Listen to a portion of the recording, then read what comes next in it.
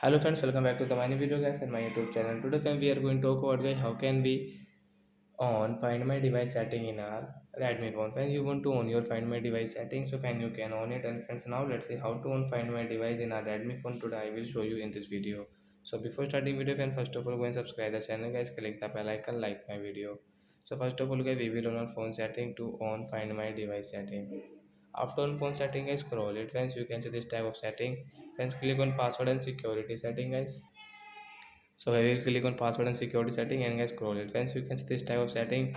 Click on guys privacy setting guys, and guys you can see find my device. So when you want to on, so you can on and you can use your find my device setting in your Redmi phone guys. You can see this find my device notification. My find my device helps you locate this device remotely. If you lose this device, so it also helps you keep your data safe. So guys, like that guys, you can on your find my device setting in your Redmi phone. So that's it guys. Thanks for watching the video. Bye friends.